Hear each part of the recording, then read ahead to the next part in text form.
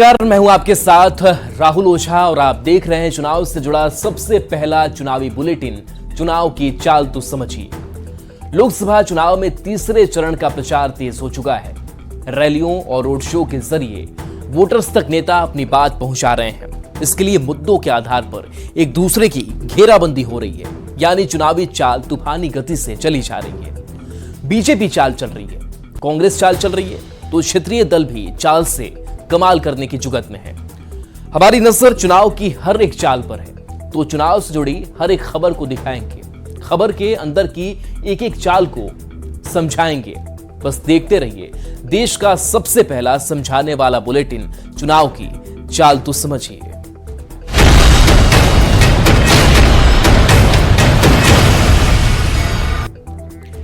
तो पीएम मोदी 2 दिन के झारखंड दौरे पर हैं।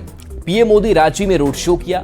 भारत माता चौक से रातू रोड तक पीएम मोदी के रोड शो में भारी संख्या में समर्थक उमड़े। 1.5 किलोमीटर लंबा रोड शो में पीएम मोदी का जोरदार स्वागत हुआ। तो प्रधानमंत्री नरेंद्र मोदी के रोड शो की ये तस्वीर हम आपको दिखा रहे हैं, जहां पर रांची से बीजेपी उम्मीदवार संजय सेठ भी नजर आ रहे हैं। उत्साह उमंग चरम पर था और ये तस्वीर आपको दिखा रहे हैं जहां आदिवासी संस्कृति की झलक देखने को मिली है। आदिवासी नृत्य, संगीत और मांदर की थाप पर यह स्वागत की तस्वीर है प्रधानमंत्री नरेंद्र मोदी की, और भारत माता चौक से रातू रोड तक ये रोड शो हुआ।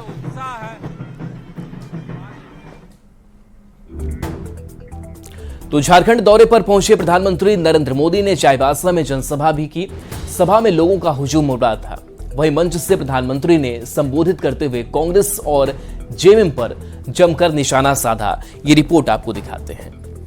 झारखंड के हर संसाधन की खुली लूट चल रही है।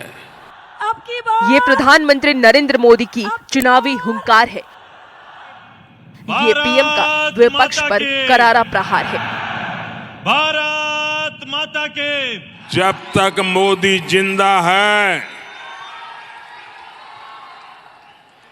तुम संविधान को हाथ नहीं लगा पाओगे। झारखंड दौरे पर पहुंचे प्रधानमंत्री नरेंद्र मोदी ने चाईबासा में जनसभा की और मंच से इंडिया अलायंस पर जमकर निशाना साधा। पीएम ने झारखंड और बीजेपी के अनोखे रिश्ते का जिक्र करते हुए कहा है कि कांग्रेस ने आदिवासियों की उपेक्षा की। ये भी आपके लिए जानना जरूरी है, कांग्रेस को आदिवासी इतिहास का सम्मान पसंद नहीं है।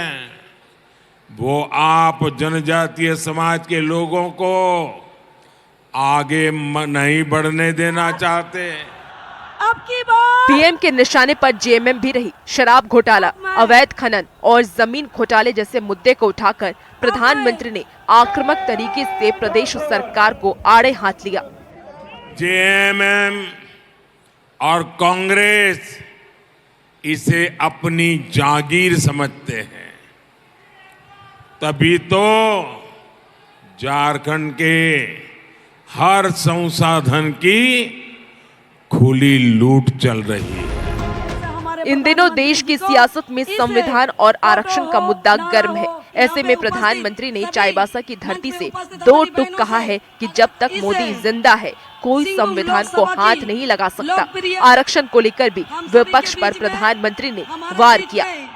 आपको जो रिजर्वेशन मिला है, आरक्षण मिला है, उसमें वो लूट करके मुसलमानों को धर्म के आधार पर डाका डाल के उनको देना चाहते हैं। जब तक मोदी जिंदा है, जब तक मोदी जिंदा है, तुम संविधान को हाथ नहीं लगा पाओगे। प्रधानमंत्री नरेंद्र मोदी के झारखंड दौरे ने रांची से लेकर दिल्ली तक की सियासी गलियारों में हलचल तेज कर दी है। पीएम ताबड़तोड़ जनसभा और रैली के जरिए विपक्ष पर निशाना साध रहे हैं और एनडीए उम्मीदवारों के पक्ष में वोट मांग रहे हैं।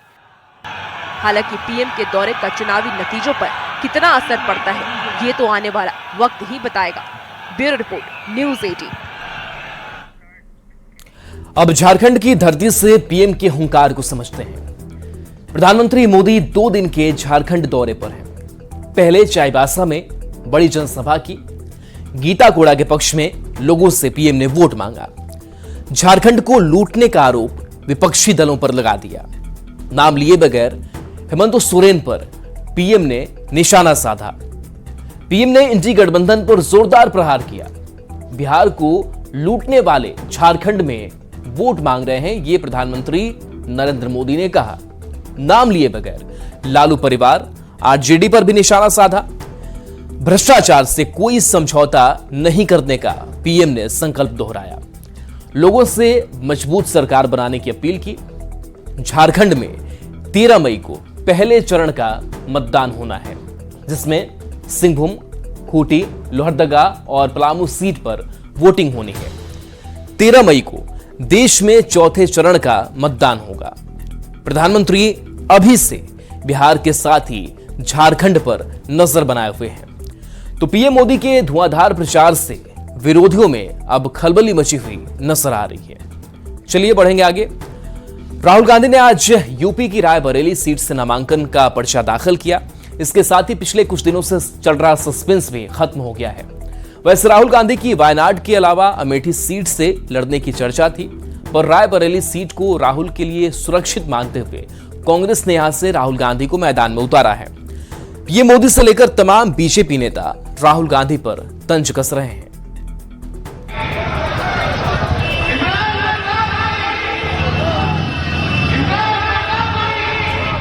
यूपी की हाई प्रोफाइल सीट रायबरेली पर नामांकन के आखिरी दिन कांग्रेस ने अपने पत्ते खोले।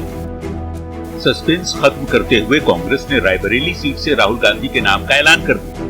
दोपहर करीब 2:15 बजे राहुल गांधी ने रायबरेली सीट से अपना नामांकन का पर्चा दाखिल किया। इस दौरान पार्टी के राष्ट्रीय अध्यक्ष मल्लिकार्जुन खड़गे, सोनिया गांधी, प्रियंका गांधी वाड्रा और उनके पति रॉबर्ट वाड्रा मौजूद रहे।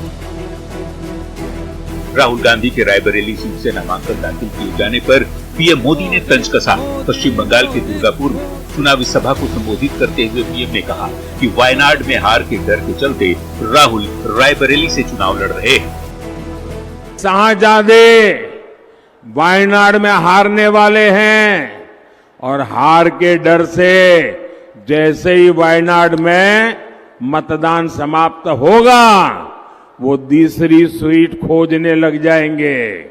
और अब दूसरी सीट पर भी उनके सारे चेले चपाटे कह रहे थे अमेठी आएंगे, अमेठी आएंगे, लेकिन अमेठी से भी इतना डर गए, इतने डर गए, वहां से भागकर अब रायबरेली में खोज रहे हैं रास्ता। केंद्रीय गृह मंत्री अमित शाह ने राहुल गांधी की 21वीं लॉन्चिंग वाला बयान देकर भी तंज कसा।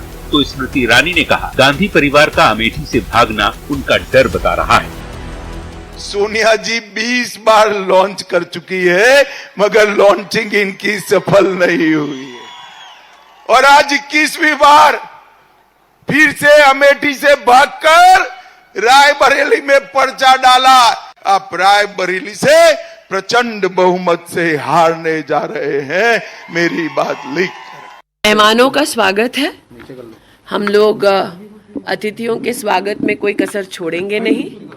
इतना ही कह दूं कि अमेठी से गांधी परिवार का ना लड़ना इस बात का संकेत है कि कांग्रेस पार्टी चुनाव में एक वोट पड़ने से पहले ही अमेठी से अपना हार स्वीकार कर चुकी है। राहुल गांधी 2019 में यूपी की अमेठी के साथ ही केरल की वायनाड सीट से चुनाव लड़े थे। स्मृति ईरानी ने राहुल गांधी को अमेठी में हराया था। वायनाड से राहुल गांधी विजयी रहे थे। रायबरेली सीट से सोनिया गांधी पिछले चुनाव में विजयी रही थी, पर हाल ही में राजस्थान से सोनिया गांधी राज्यसभा पहुंच गई। ऐसे में कांग्रेस ने राहुल गांधी के लिए सेफ सीट रायबरेली के तौर पर चुना है, जिस पर पीएम से लेकर तमाम बीजेपी के नेता तंज कस रहे हैं। Bureau report, news 18। अब राहुल के रायबरेली से चुनाव लड़ने की चाल को समझते हैं। राहुल गांधी रायबरेली से चुनाव लड़ रहे हैं। वायनाड के साथ ही रायबरेली सीट से ताल ठोक रहे हैं। 2019 में राहुल गांधी को अमेठी सीट से हार मिली थी। स्मृति ईरानी ने राहुल गांधी को हराया था।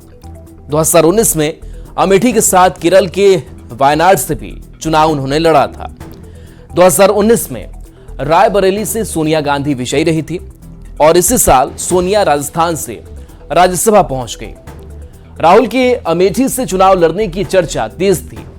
कांग्रेस ने रायबरेली को राहुल के लिए सुरक्षित माना। राहुल कम से कम एक सीट से अपनी जीत निश्चित चाहते हैं। वायनाड में राहुल गांधी को लेफ्ट बीजेपी से टक्कर मिल रही है। कांग्रेस के खिलाफ वाम दलों ने पूरी ताकत झोंक रखी है। बीजेपी दावा कर रही है कि राहुल वायनाड से हारेंगे। हार के डर से राहुल रायबरेली सीट से मैदान में उतरे। राहुल के रायबरेली से चुनाव लड़ने पर अब बीजेपी तंज कस रही है। चलिए बढ़ेंगे आगे। जैसे जैसे लोकसभा चुनाव की सरगर्मी बढ़ती जा रही है, वैसे वैसे सियासी पारा भी तेज होता जा रहा है। आरक्षण के मुद्दे पर विपक्ष आरोप लगा रहा है कि पीएम यदि बहुमत से सत्ता में आए तो संविधान बदल दिया जाएगा, आरक्षण खत्म कर दिया जाएगा। विपक्ष के बार बार ऐसे आरोपों पर पीएम मोदी ने दो टूक कह दिया है कि उनके जिंदा रहते आरक्षण का कोई बाल बाका भी नहीं कर सकता। ये रिपोर्ट देखिए।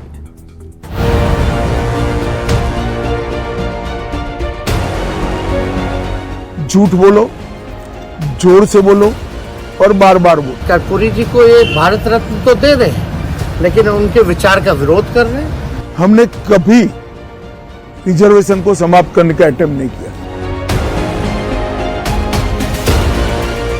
बिहार के नेता प्रतिपक्ष तेजस्वी यादव ने एक बार फिर बीजेपी और पीएम मोदी पर आरक्षण खत्म करने की कोशिश का आरोप लगाया है। तेजस्वी कहते हैं कि बीजेपी के लोग कर्पूरी ठाकुर को भारत रत्न सम्मान तो देते हैं, पर केंद्र सरकार कर्पूरी जी के बनाए आरक्षण और रिजर्वेशन मॉडल को खत्म करना चाहती है। जो पिछड़ी लोग थे उन सबको कर्पूरी जी ने आरक्षण दिया